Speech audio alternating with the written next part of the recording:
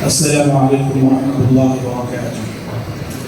الحمد لله رب العالمين، والصلاة والسلام على أشرف الأنبياء والمرسلين وعلى آله وأصحابه أجمعين وعلى من تبعهم بإحسان إلى يوم الدين. أما بعد، أعوذ بالله السميع العليم من الشيطان الرجيم من همزه ونفخه ونفسه. والله يدعو إلى دار السلام ويهدي من يشاء إلى صراط مستقيم. عالی مقام سیکرٹری صاحبان، ذی وقار اراکین جامعہ، مہمانان اعزام، ناظرین صاحبان، اساتذہ کرام اور عزیز طلباء، آج ہم سب کے لیے بڑی خوشی اور مسرت کا دن ہے کہ جامعہ نے اپنے تعلیمی و دعوتی سفر کا ایک اور مرحلہ مکمل کیا اور آج اس کا ایک سالانہ اجلاس جامعہ کے اس باوقار حال میں پورے آب و تاب کے ساتھ منعقد ہو رہا ہے، جس میں جامعہ اپنے فارغین کی ایک اور کھیپ امت کے حوالے کر رہا ہے اور اس عظیم موقع کے آج ہم سب شاہد بن رہے ہیں۔ کرسی صدارت کو ایک ملک کی نامور شخصیت نے زینت بخشی ہے۔ حضرت مولانا ارشد مختار عمری ازہری حفظہ اللہ، صدر جامعہ محمدیہ منصورہ مالیگاؤں، آج ہمارے مہمان خصوصی۔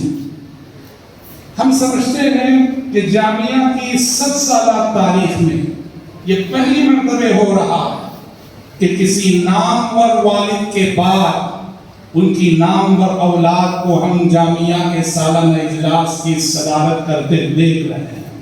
آج سے 40 سال قبل آپ کے والد بزرگوار حضرت مولانا مختار احمد ندوی رحمۃ اللہ علیہ، امیر مرکزی جمعیت سابق امیر مرکزی جمعیت اہل ہند نے جامعہ کے سالانہ اجلاس میں کرسی صدارت کو زینت بخشی تھی، اور آج ہم اس مقام پہ آپ کو دیکھ رہے ہیں، جو دلیل ہے اس بات کی کہ آپ خیر خلق لخیر السلف کا نمونہ ہیں۔ مولانا ارشد مختار حفظہ اللہ، آپ کا تعارف یہ ہے کہ آپ اپنے والد کے مشن کے سچے وارث، اور آپ اپنے والد بزرگوار کے بعد اپنے والد کے مشن کو بڑی ہمت، بڑی جرأت اور بڑی کامیابی کے ساتھ آگے بڑھا رہے ہیں۔ ملک کے دعوتی تعلیمی حلقوں میں حضرت مولانا مختار احمد ندوی رحمۃ اللہ علیہ سے حیثیت سے جانے گئے کہ مدارس کے نصاب میں دینی اور شرعی علوم کے ساتھ ساتھ 80 علوم کے امتزاج کا جرأتمندانہ قدم اور بنین کے ساتھ ساتھ بنات کے لیے مستقل تعلیمی ادارے قائم کرنے کا جرأتمندانہ قدم آپ نے اٹھایا تھا۔ مولانا ارشد مختار حفظہ اللہ اپنے والد بزرگوار کے اس مشن کو بڑی کامیابی کے ساتھ آج آگے بڑھا رہے ہیں۔ جامعہ محمدیہ منصورہ، طبیہ کالج مالیگاؤں، کلیہ فاطمۃ الزہرا موناد بھنجن، یہ وہ ادارے ہیں جن کی سرپرستی کرتے ہوئے آپ اپنے والد کے مشن کو آگے بڑھا رہے ہیں۔ اس کے علاوہ آپ نے اور آپ کے والد بزرگوار نے ادارہ اصلاح المساجد کے ذریعے ملک کے طول و عرض میں مساجد کا جال بچھا دیا، اور آپ کے تعارف کا ایک لازمی جز یہ بھی ہے کہ آپ جامعہ دارالسلام کے مایہ ناز فرزند ہیں۔ آپ یہاں آئے ہیں، آپ اپنے گھر پہ آئے ہیں، اور آپ کے گھر پہ آج آپ کا استقبال ہو رہا ہے۔ ہم اس موقع سے جامعہ آمد پر آپ کا خیر مقدم کرتے ہیں۔ فأهلا وسهلا بكم في رحاب جامعة دار السلام۔ محترم سامعین باطن کی مختصر سی گفتگو مجھے جامعہ کے تعارف کے حوالے سے کرنی ہے۔ جامعہ دار السلام کو آج سے تقریباً 1 صدی قبل ایک تاجر حق شناس کاکا محمد عمر رحمہ اللہ نے غزنوی خاندان کے بزرگوں کے مشورے سے قائم کیا تھا۔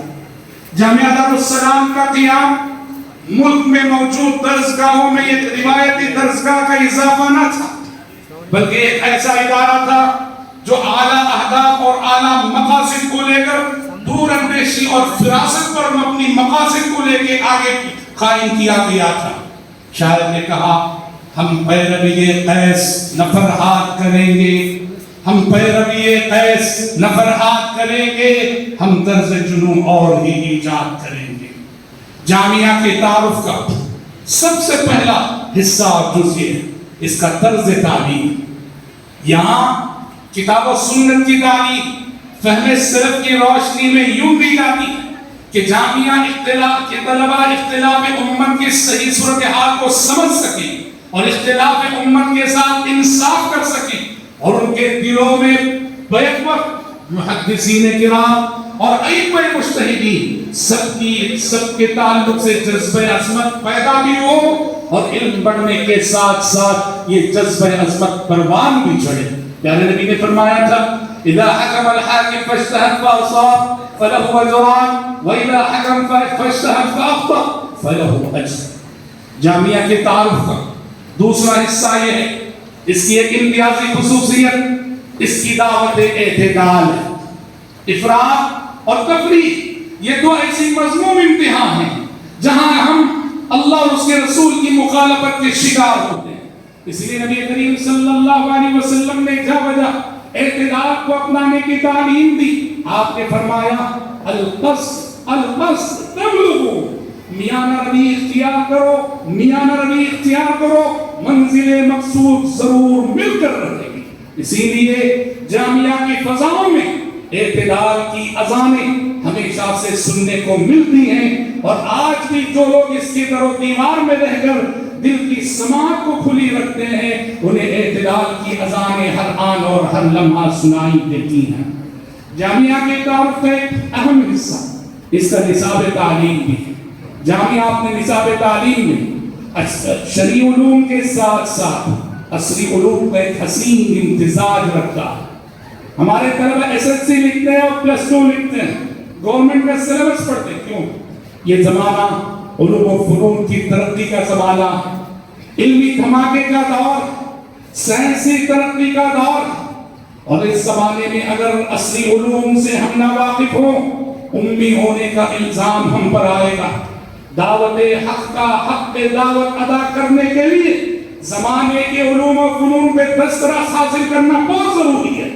اللہ کا قانون انبیاء کے سلسلے میں یہ رہا، اللہ نے اپنے پیغمبروں کو معجزات دیتے ہوئے زمانے کو جس ہنر اور جس فن پہ ناز ہوتا، پیغمبر کو بھی معجزہ ایسا ہی دیا جاتا کہ جو زمانے کو اس کے فن میں مات دے اور شکست دے۔ اس لیے ضروری تھا کہ علماء کرام کو شرعی علوم کے ساتھ عصری علوم پڑھائے جائیں، اور الحمدللہ کہ جامعہ کئی دہائیوں سے یہ کامیاب تجربہ جاری رکھے ہوئے ہیں۔ اور اسی طرح سے محترم حضرات، جامعہ کے تعارف کا میں لازمی عنصر یہ بھی ہے کہ ہندوستان میں برادرانہ وطن کے ساتھ مسلمانوں کے تعلقات کو استوار رکھنے اور استوار کرنے کے سلسلے میں جامعہ نے روز اول سے بڑی سنجیدہ کوششیں کی ہیں۔ یہاں ہم ایک مائنورٹی کی حیثیت سے، ایک اقلیت کی حیثیت سے نان مسلم میجورٹی کے درمیان رہتے ہیں، اور ان کے ذہنوں میں اسلام کے حوالے سے بہت ساری غلط فہمیاں پائی جاتی ہیں۔